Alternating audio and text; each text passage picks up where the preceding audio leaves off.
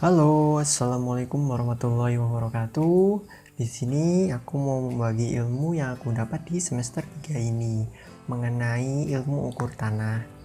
Hal ini aku lakukan supaya adik tingkatku tidak kebingungan dengan mata kuliah ini seperti aku waktu pertama kali menghadapi matkul IUT ini. Tujuan aku membuat video ini juga sebagai dokumentasi untuk diriku pribadi karena mata kuliah ini benar-benar menyangkut prodi yang aku pilih, yaitu D3 PKN nilai PK instan. Karena kemungkinan besar akan dipakai di dunia kerja nanti ya. Oke, langsung aja kita mulai pembahasan part ke 1. Sebelumnya, di sini aku mau kasih tahu dulu kalau PPT yang aku gunain ini dari Dosko IUT ya, yaitu Pariko. Kalau kalian dari PK instan pasti tahu kan apa itu Dosko. Kemungkinan saat tahun kalian akan ganti juga doskonya, tapi semoga materinya masih sama ya. Oh iya, materi yang aku bahas ini seputar cara menghitung saja ya. Untuk teori pelengkapnya lebih baik kalian betul-betul mendengarkan dosen kalian. Karena untuk di tahunku soal UTS-nya itu menghitung. Jadi aku lebih menekankan ke pembahasan bagaimana cara menghitungnya. Oke, siap, kita lanjut. Oke, untuk yang pertama kita mulai. Jadi teman-teman, awalnya di mata kuliah IUT ini nanti teman-teman akan dikenalkan materi-materi pengenalan seperti apa itu alat teodolit, apa itu alat-alat untuk mengukur luas bangunan, koordinat, panjang bangunan gitu, atau bisa panjang tanah, itu nanti ada alatnya. Tapi di sini saya tidak menjelaskannya karena lebih baik dijelaskan oleh dosen kalian saat kalian menjalani kuliah. Di sini saya ingin membagi bagaimana caranya menghitung saja, karena pengalaman saya waktu awal-awal belajar ilmu ukur tanah ini masih susah dalam mencari informasi terkait materi ini nih gitu. Jadi masih benar-benar mengandalkan dosen. Sebetulnya kalian bisa juga sih langsung memahami dari apa yang disampaikan dosen, namun akan lebih baik apabila kalian sudah mengetahui terlebih dahulu. Baik, untuk materi yang nanti akan disampaikan kemungkinan masih sama ya, yaitu koordinat sistem. Koordinat sistem ini apa sih? Ini seperti yang kalian temui di waktu saat SMA. Seperti ini ya koordinat sistem. Yaitu, ada sumbu X, ada sumbu Y. Sumbu X yaitu yang horizontal, sumbu Y yaitu yang vertikal. Nah, di sini nanti ada koordinat-koordinat. Nah, untuk di sini yang perlu teman-teman perhatiin yaitu adalah menentukan titik koordinatnya. Di sini teman-teman jangan sampai salah menghitung ya untuk titik koordinat, karena untuk keberlangsungan kedepannya titik koordinat ini sangat penting. Oke, intinya di materi ini awal teman-teman harus belajar bagaimana cara menentukan titik koordinat. Dan titik yang ini bentar, saya nggak usah deh. Yang ini namanya titik asal ya, atau titik origin. Titik origin di sini yaitu 0,0. Namun untuk kasus-kasus ke depan titik origin ini tidak mesti 0,0. Oke, lanjut aja ya. Nah, seperti ini langsung ternyata titik ini bukan 0,0 ya. Di sini tertulis 13,8. Berarti di sini tuh 13,8. Nah, berapa sih koordinat G? Misalnya ya, kita mencari koordinat G. Koordinat G itu berarti kalau di sini 13, berarti koordinat G adalah 13, 14, 15, 16, 17, 18, 19. Berarti koordinat G adalah 19,-8. Gitu ya, karena di sini 8 bukan 0 Y-nya. Oke. Jadi ini semua tergantung titik asalnya ya. Oke, selanjutnya coba kalau kita titik titik B deh, titik B. Titik B kalau kita hitung dari titik asalnya yaitu X nya 13, berarti untuk X ke kiri itu kan lebih kecil, mengecil gitu kan. Berarti kalau di sini 13, di sini berarti harusnya 12. Kalau di sini 11 dan di sini 10. Berarti untuk titik B 10. Ya, Y-nya ini harus kita cari. Untuk Y-nya karena di sini min 8, berarti Y-nya berarti ke atasnya itu semakin kecil. Pinter. Tapi kalau min anggapannya itu semakin besar ya. Jadi min 8, min 7, min 6, min 5. Begitu ya, paham kan? Nah, berarti di sini tadi berapa tadi ya? 13, 12, 11, 10, 10, min 6, titik koordinat B, begitu ya. Dan sama seperti lainnya, kalau M berarti ke bawah, ini min 8 berarti ke bawahnya ini semakin kecil ya, karena min itu semakin kecil. Berarti min 8, min 9, min 10, 11, 12, 13. Di sini Y-nya min 13, X-nya 14. Berarti 4 titik M, koordinat M adalah 14, berapa tadi? 15 ya? Lupa. 8, 9, 10, 11, 12, 13. 14, min 13. Begitu ya. Oke, kita sekarang lanjut. Kalau belum paham silahkan diulang lagi. Intinya kita di sini tuh mencari koordinat, menentukan koordinatnya gitu. Baik, nah ini untuk di sini ya kasusnya. Jadi kalau di kasus asli kita menghitung tanah, kita menghitung gedung, itu bentuknya tidak selalu beraturan gitu ya teman-teman. Itu bentuknya bisa macam-macam, bisa segi kayak gini, bisa lebih parah lagi, bisa ya macam-macam lah bentuknya. Jadi inilah gunanya kita mempelajari ilmu menghitung menggunakan teknik ini. Jadi yang perlu kita ketahui tadi awalnya yaitu apa? Ya betul, koordinat. Jadi kita harus mengetahui koordinatnya. Seperti halnya ini, berarti kalau A ini adalah, ini kan kebetulan ini 0,0 nih, gampang nih. Berarti untuk A ke atasnya kan positif, berarti 1, 2, 3, 4.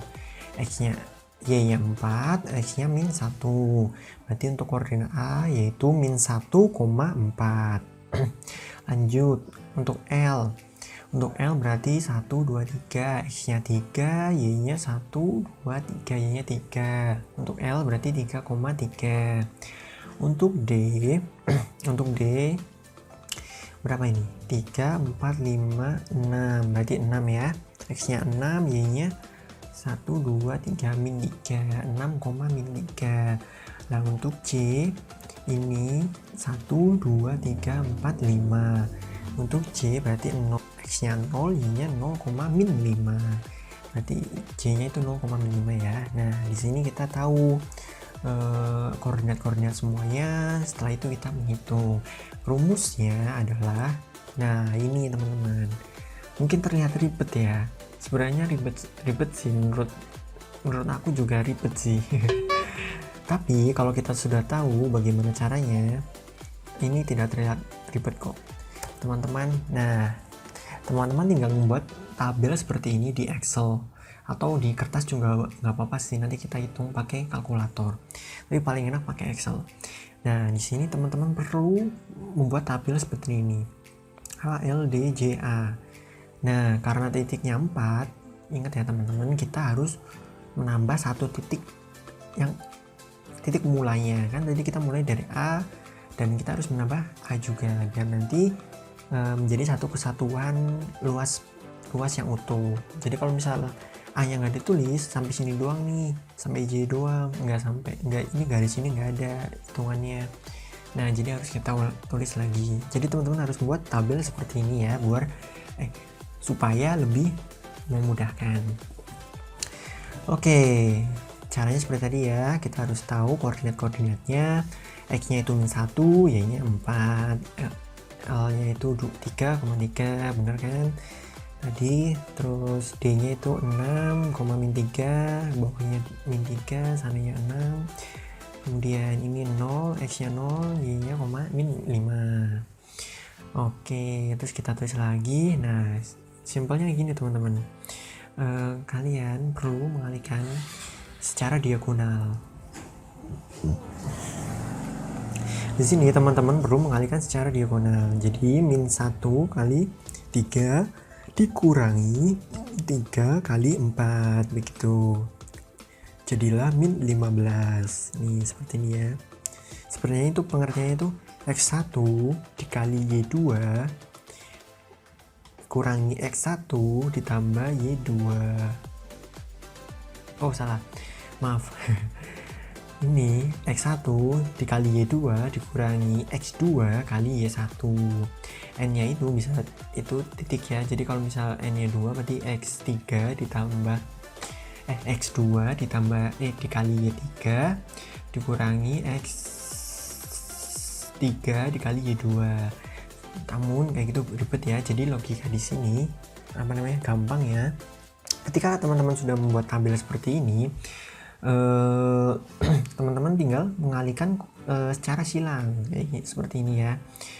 Min 1 kali 3 dikurangi 4 kali 3, kemudian 3 kali min 3 dikurangi 3 kali 6, seperti itu seterusnya. Kemudian nanti dijumlahkan. Nah, jumlah ini itu sama dengan 2 kali luas. Jadi untuk luasnya kita perlu dibagi 2 sehingga ketemunya min 38,5. Nah, ini karena luas tidak mungkin min ya, jadi kita absolutkan menjadi 38,5. Oke, apakah rumus ini sebenarnya betul sih? Kita akan mencoba menggunakan bidang yang sederhana saja seperti segi 4 ya. Kita coba ya. Nah, kita kembali ke sini. Kita coba. Nah, kita coba bidang mana ya? Nah, ini aja deh. L I terus kita sini dan sini. Nah, coba ya. Di sini kan koordinat 0,0. Duh, maaf jelek. Di sini 0,0. Terus di sini berarti 0,123 0,3. Ya, di sini 0,3 123 betul. Nah, di sini itu 1 2 3 ini 3,0. Nah, kalau di sini berarti 3,3 ya. Sini 3, sini 3, berarti sini 3,3.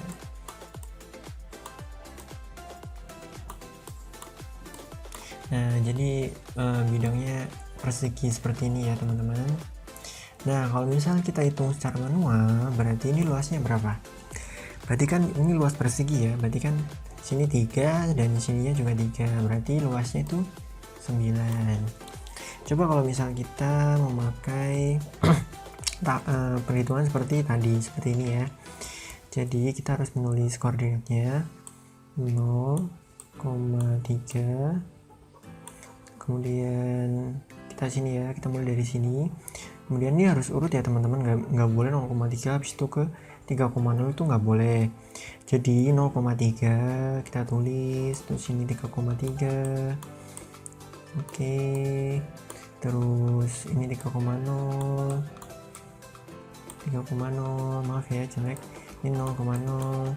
Dan jangan lupa kita harus menulis titik yang awalnya 0,3. Oke, langsung aja kita kerjain ya. 0 kali 3 0, 3 kali 3 9, 0 kurangi 9 min 9. Oke, 3 kali 0 0, 3 kali 3 min 9, maksudnya 9, 0 kurangi 9 min 9 juga. Dan ini 3 kali 0 0, 0 kali 0 0.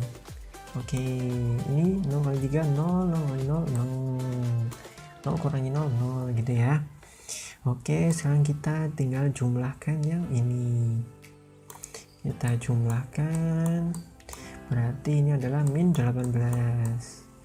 Ingat ya, tadi kan luasnya itu 2L, jadi untuk luasnya berarti sama dengan min 9 18 dibagi 2. Nah untuk absolut, karena luas nggak mungkin min, jadi luasnya itu 9, sama kan untuk perhitungan manual dan perhitungan menggunakan rumus tadi. Jadi seperti itu ya rumusnya. Dan untuk memudahkan, di sini aku udah bikin Excelnya. Nah Excelnya simple banget teman-teman, seperti ini Excelnya. Nah seperti ini kan, min 1 4, min 3 3, 6 3. Nah ini sebenarnya udah saya tulis, jadi saya hapus saja misalnya. Coba kalau kita tuliskan tadi ya, tadi kan min 1 sininya 4, terus 3,3, terus 6,3, terus di sini berapa tadi ya? Sebentar, tadi sebentar, 1,3,3,6,3 0, min 5. Jadi teman-teman bisa pakai Excel ya supaya mempercepat. Nah di sini setelah itu, oh iya maaf, ini saya hapus malah. maaf salah. Nah ini nggak usah dihapus ya, yang perlu teman-teman hapus itu sini aja. 1 4 3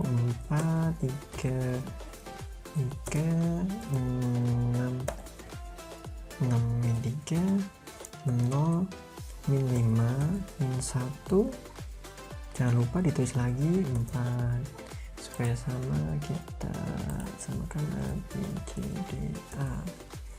Seperti itu ya, nggak penting lah ya ininya. Yang penting ininya. Nah, ini penting juga sih biar nanti kalian teman-teman nggak pusing gitu kan, ini tadi titik mana itu, ini penting diisi juga. Tapi yang paling penting ininya, ini nggak boleh salah ya teman-teman. Nah di sini sudah ketahuan min 38,5, sama kan seperti ini 38,5. Oke, jadi simple gitu ya. Nanti aku share Excel ini di kolom deskripsi ya, nanti bisa teman-teman download.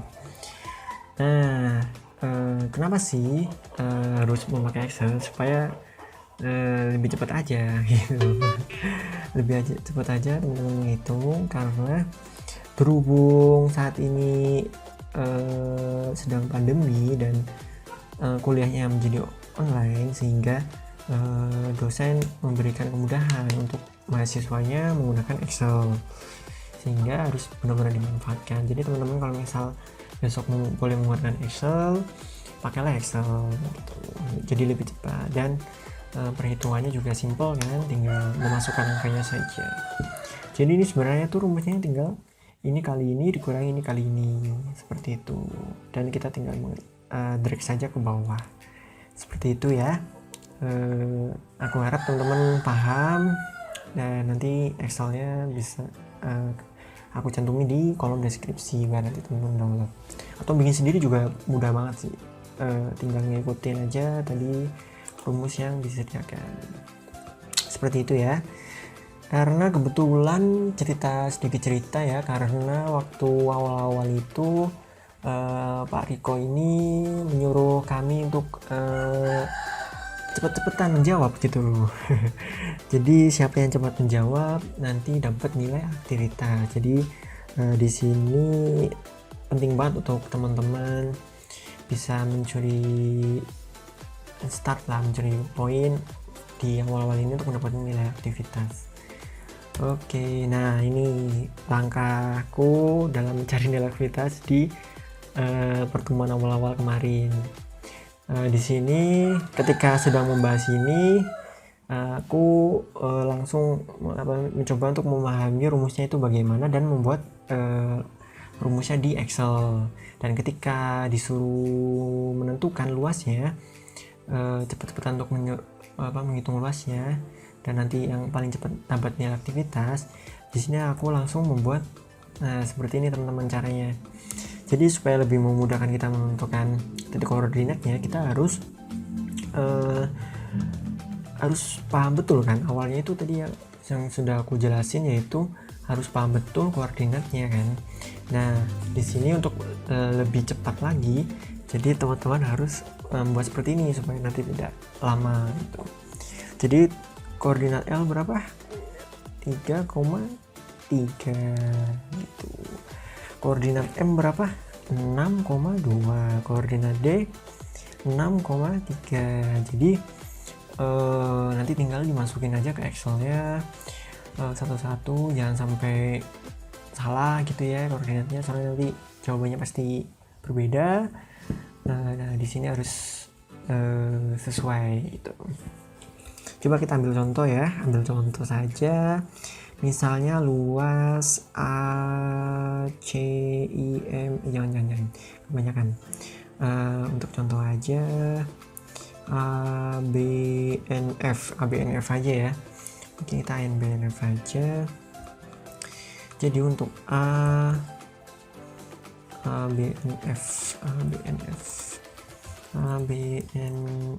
A. Nah, sip.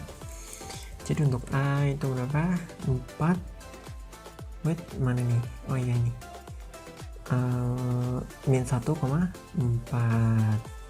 Iya, min 1,4. Oh, sama.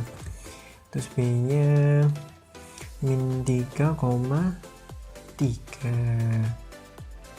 2, 3 ya, min 3,3 ya, itu udah min 3, tinggal ganti 0,3. Oke, N nya berarti min 6,3. Min 6,3. Jadi untuk F nya berarti min 6,0 ya, bener 0. I nya 0 kan. Nah udah ketemu, jadi luasnya itu 6 gitu ya teman-teman. Mudah sekali. Jadi misal kalau teman-teman nanti disuruh cepet-cepetan juga menjawab, teman-teman bisa langsung mengerjakan melalui Excel. Atau nanti kalau misal kuliahnya offline, nanti teman-teman bisa mempersiapkan mungkin di HP, karena untuk kuliah boleh ya membawa HP nanti, tapi jangan disalahgunakan. Gunakanlah untuk menghitung, karena untuk kalkulator juga diperbolehkan. Oke, mungkin untuk pertemuan part 1 sampai situ dulu. Semoga apa yang aku sampaikan dapat dipahami. Jadi kesimpulannya di sini kita mempelajari bagaimana cara menghitung luas suatu bidang yang tidak beraturan, dengan cara kita harus mengetahui titik koordinatnya, semua titik koordinatnya. Kemudian kita harus paham betul rumusnya tadi kan. Ketika kita sudah tahu koordinatnya, kita tulis tabel satu-satu supaya tidak keliru dan jangan sampai salah urutannya. Maksudnya misal kita ada di ABNF, jangan sampai ditulis ANFB, itu jangan ya, jangan seperti itu. Jadi harus urut ABNF dan jangan lupa ditulis lagi titik awal yang kita tentukan itu A. Berarti nanti nulisnya ABNF A gitu ya. Untuk ditulis di tabelnya, terus nanti kita pakai rumus yang diagonal, terus nanti dikurangi gitu ya. Kita jumlahkan, ingat juga nih, itu setelah kita jumlahkan itu adalah 2 kali luasnya. 2 kali luasnya berarti untuk luasnya yaitu dibagi 2. Oke, mungkin seperti itu dulu. Semoga teman-teman paham, dan apabila belum paham boleh diulang lagi, dan apabila masih belum paham boleh ditanyakan, karena saya ingin benar-benar teman-teman itu, adik tingkat saya itu langsung tahu, maksudnya tidak kesulitan dengan mata kuliah ini, karena tidak begitu sulit, jujur tidak begitu sulit, namun perlu kehati-hatian dan perlu ketelitian dan pemahaman. Intinya selalu berlatih dan mencoba untuk menemukan cara-cara yang setidaknya bisa mengurangi human error, seperti menggunakan Excel ini. Oke. Setidaknya kalau kita menggunakan Excel ini, kita tidak perlu mengulang dari perhitungan dari awal apabila kita menggunakan kalkulator. Jadi kita hanya perlu mengubah angka-angkanya saja. Oke, gitu. Sekian, terima kasih. Maaf banyak ceritanya. Mungkin untuk part 2 nanti kita langsung membahas langsung bagaimana materinya. Oke, terima kasih. Semoga dapat dipahami. Sampai jumpa di pertemuan kedua. Assalamualaikum warahmatullahi wabarakatuh.